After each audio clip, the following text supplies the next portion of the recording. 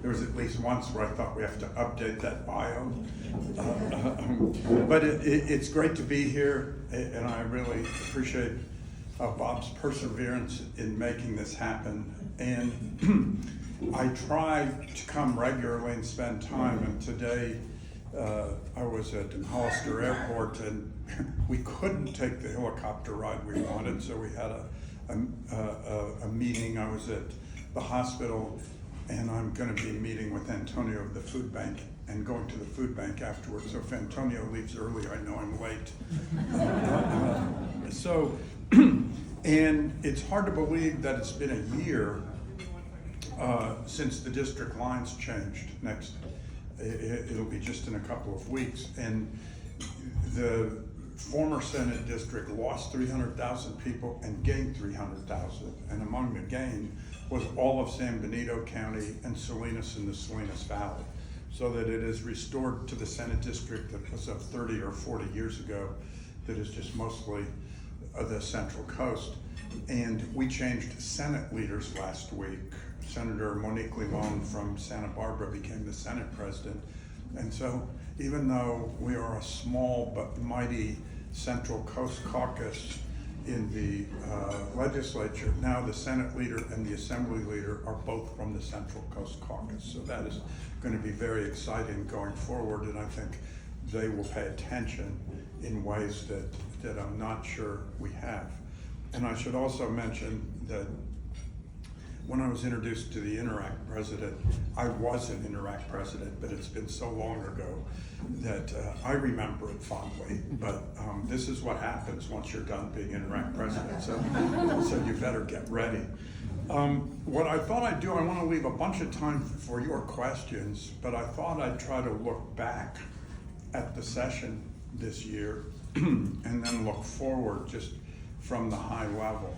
And a lot of the things do affect you directly. And I've been trying to just help with individual issues. I mean, the Riverview Park, I think we've been successful with Fish and Wildlife and trying to get them to lessen their requirements about the salamander and make that project go ahead. I've been working with the city of San Juan Bautista because there's this injustice that they're being fined by the water board for not constructing their project of hooking up over here. And yet here they are, they're building the project and they're being fined for not being in compliance. And I've been trying to figure out a way, if nothing else, to get the fines applied to the project. So, okay, technically you're fined, but let's make sure it goes to what it's supposed to be going for. And there's just bunches of issues like that. I was able to join Robert when we cut the ribbon on the highway. I made the mistake of Supervisor Curro saying to me about a year ago, you know what my number one issue is? And I immediately thought it was elections. I was wrong. Of course it was highways and transportation. And so we have been meeting on this to try to figure out just how to make sure in the state process with some changes of footprint for the next project and other things that it still moves ahead in a rapid way. And if you look back at this year, we had a $17 billion problem at the state in the budget. And we tried to fix it in a way that had the least amount of damage to the things that we fund. And in the education area, and I know the superintendent is here, we were lucky enough that when we have these massive cuts to make, we still did a 2.3% increase to K-12 and community colleges. And I know that doesn't keep up with inflation or labor contracts, but believe me, it's substantially better than the cut that was potential.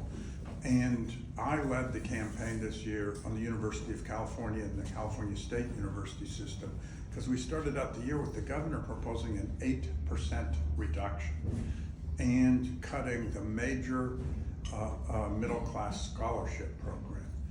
And we're to the point with the University of California that 2/3 of the students graduate now without any debt. And of the 1/3 that graduate with debt, the average is $17,000. Compared to what's going on in other parts of the country or with private schools, that is amazing progress, and we should not step back from it. And so the governor started out with an 8% cut to UC and CSU, which once again, because of inflation and labor contracts, was like an 11 or 12% cut. We fought him back so that by the revised budget in May, he was down to 3%. And through a Rube Goldberg series of mechanisms, we got it down to 0. So that was a big victory for what we were trying to do this year. And also, apropos of the food bank, when the pandemic hit, it closed senior center meal programs, childcare meal programs, school meal programs, and we put $300 million in the budget just for food banks. So because we knew they were picking up the slack everywhere that was happening, and we kept it going. That's the other thing I've really been a point person on. We've kept that going in the budget, and this year we put 60 million in, and then the federal bill passed that cuts food benefits.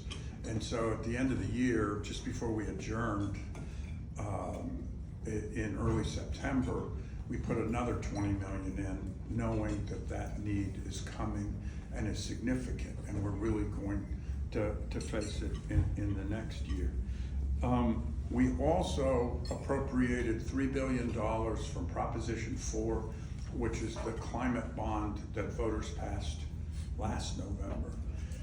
And it means that money goes into processes to be distributed, but there's one pot that was really unique to this area, and it's called the San Andreas Corridor, and it really goes a little bit of San Luis Obispo, San Benito, Monterey. It sort of touches on the Santa Clara, and it's really about wildlife crossings and land conservation in that area.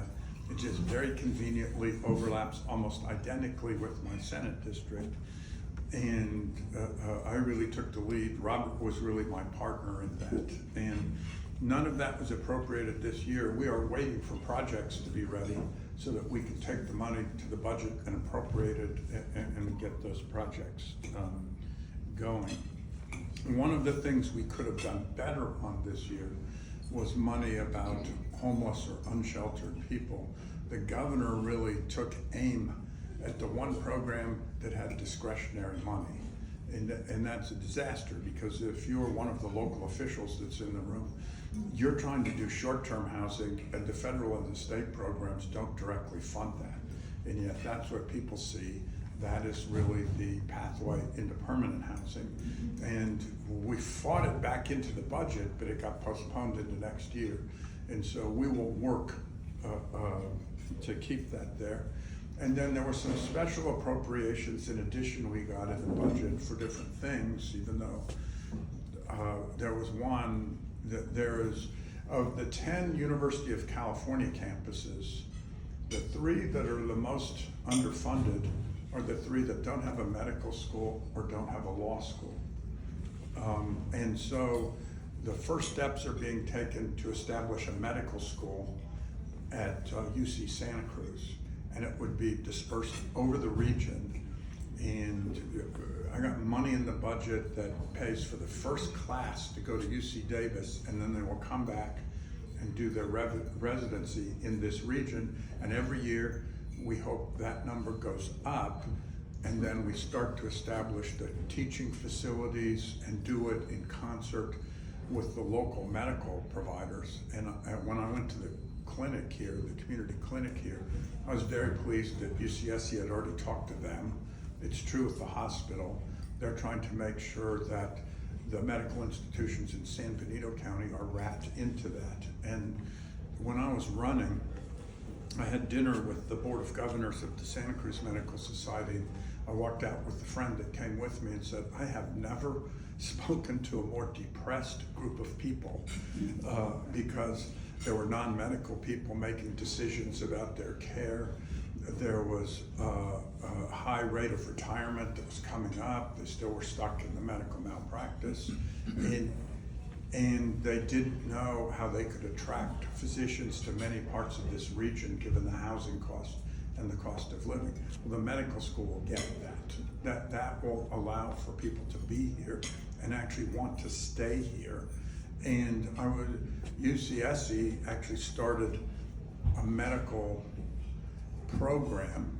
They already have something like 300 or 500 majors after 3 years. And last year they had 60 graduates going to medical school. So now, if that is in place, at least we would have a medical school where they could stay in the area and they would serve the area and help the needs that we have here. And speaking of hospitals, as I've said before, with Robert at my side, we really worked to save Watsonville Hospital 3 years ago. And when it happened, it was a hedge fund, and they were going to close down the hospital, lay off 600 people. There would be no urgent care between Salinas and Santa Cruz. That valley would be isolated. And I did a bill in 19 days to create a public hospital district. I think it normally takes 6 or 7 months to do a bill. The district was 5 days old when the bankruptcy court accepted its bid to buy the hospital and keep it open. And then we raised $60 million over 6 months. And then the voters passed a bond. And this was the year that that hospital was going to be in the black for the first time in 6 or 8 years. And now we have the federal bill that's cutting medical rates and cutting disadvantaged hospital money. And they're going to be right back where they were a few years ago. And so it's our challenge. And as I said, I was at Hazel Hawkins today. In the last couple of weeks, I've been at Monterey Peninsula Hospital, Natividad, Salinas Valley, Watsonville, now here, and I am talking to all the hospitals about this impact so that we can try to figure out in any way we can to cushion in a way that they are not completely endangered. The part of my bio that I should upgrade is it didn't include this year, so now I've had 73 bills signed into law in the Senate, and I work really hard as a legislative technician. So I really want to vet the bills. So I have put 74 bills on the governor's desk in 5 years, and he has signed 73 of them. And to be honest, I was so pissed about the one he vetoed. I brought it back the next year, and he signed it. And I think it is important because I try, and some years I have these monumental bills with great impact, and then some years I'm just fixing things that need to be fixed. And this year, after the battery storage fire at Moss Landing, I did the first safety standards for industrial strength battery storage that's being incorporated into the building code, and fire services are being involved. I did a public meetings bill that sort of codified for state commissions what we did during the pandemic and allows remote participation. We were talking at the table, San Luis Obispo is one of the 4 counties in the district that doesn't have a self-help transportation tax, and I did a bill that sort of deals with a tax rate problem so that they can go to the voters and do that. And there's also this big fight about whether coastal housing can be built in the coastal zone. And I did a bill that brought the Coastal Commission together with housing advocates and prioritized certain kinds of housing in the coastal zone to prove that you can build the housing within the Coastal Act and get that done. But some of the big things that happened this year is we renewed the cap and trade system. And that's our modified carbon market. It's been going since 2006. I was on the working group in the Senate and the negotiating team in the Senate, and it extends it to 2045, but it brings in roughly $5 billion a year that then we can spend on things that lower greenhouse gas emissions. And when I was Secretary for Natural Resources, the Williamson Act to protect ag land has not been able to be resuscitated at the state level. It's only the counties that are holding that together. And we couldn't, through the finance department, they didn't support sort of fixing the Williamson Act. So we developed the Sustainable Agricultural Land Conservation Act, which puts $70 million a year to conservation easements to protect prime farmland across the state, and that was renewed in it. The biggest thing that was in that financial package is I think 30% of the revenues in that package will be dedicated to lowering electricity rates. So we will be able to have some relief that comes through cap and trade. And I actually asked in one of the meetings, can you legislate utility bills? Like literally what's in the utility bill? Because we have this climate dividend and nobody knows. So we want to know that sort of by capping carbon in the state, the benefit is people in their electricity bills, and I'm just hoping going forward that people can appreciate that. Then as part of that, we did a regional grid. We passed an oil bill that frankly I wasn't totally enthusiastic about because we have to try to prop up and keep the refineries going here in California. And we refunded the wildfire fund for utilities, and which unfortunately I think Southern California Edison is tapping into already for the Altadena fire, the Eaton fire that was in Altadena. And then if you look at what this next year is going to be like, I was very excited because we're having all this revenue from artificial intelligence and its development. And yet, because of some of the things that are happening at the federal level, our expenses are going up at least at the level of the increased revenue or more.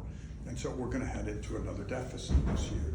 And the deficit in the out year is really big because the AI or artificial intelligence money is just 1 year. So we are going to have a tough budget, and it's going to be trying to protect everything we can. This is quite likely not going to be a year to do new things. But when you look at the cuts in food care, you look at the cuts in health care, you look at some of the federal cuts in education, we're gonna have to do our best to try to cushion those in this otherwise difficult budget situation. And maybe one other thing, and that is as I move through the district, one of the biggest problems, and I alluded to the one in San Juan Bautista, is that people are trying to do water systems or wastewater systems, and they're disadvantaged communities and maybe have a really low rate base. And that is true with San Lucas, King City, Greenfield, and Soledad, and now Salinas. And so the question is, with the federal government walking away from that, how can we help?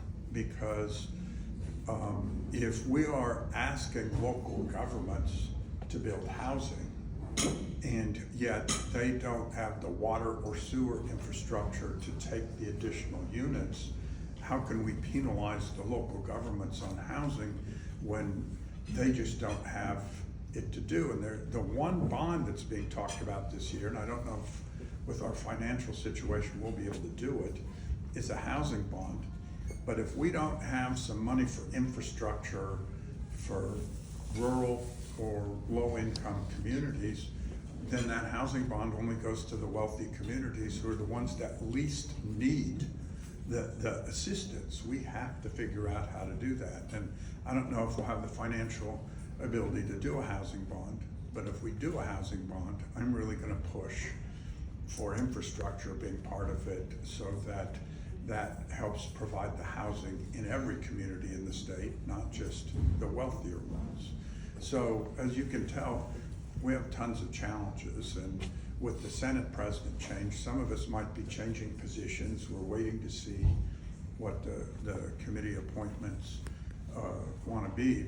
But I just wanted to say, sort of before going to questions, I have really enjoyed spending a lot of time here, and it's not like I hadn't been here plenty of times for years, and there's so many things. I mean, years ago I chaired the Seniors Council Advisory Committee, I don't know, for 8 years, and it was San Benito and Santa Cruz counties. We would come over and meet in Pauline Valdivia's shop whenever we met over here, and got to know Hovinus at that time, and if there was a joint health agency between the counties. There's just always been issues where there have been links, but this just really makes it formal. And I attended a San Benito County Board of Supervisors meeting, and it was in 1975 or 1976, and it was one of the most folksy local government meetings I've ever attended. I wish I had written down the name, but I had to wait through a long zoning hearing before this county supervisor and I were going to talk about healthcare. And somebody had illegally hooked up her mobile home to electricity, and I think it was a 45-minute hearing. But everybody knew everybody. When she finally admitted that she'd illegally hooked it up, the whole Board of Supervisors laughed, called her by her first name, and they figured out how to work it out. And I thought, this is just a different part of the universe. You know, but one that everybody knows each other and enjoys each other. And I think that's the important thing. And yet now, in the decades since then, the world has changed. A majority of people are commuting out. The lunchtime business is tough. How do you create the commercial here? How do you make sure you have the roads that get you in and out for that? There's so many different issues that have changed with it, and I know you're really grappling with them, and I just want to be a partner with the state agencies or legislation, and constantly reminding people that when we're doing a one-size-fits-all bill, it doesn't fit in some of the smaller places in the state, and they need to be represented in whatever the outcome is. So with that, in whatever time we have left, I'd be happy to take whatever questions you have.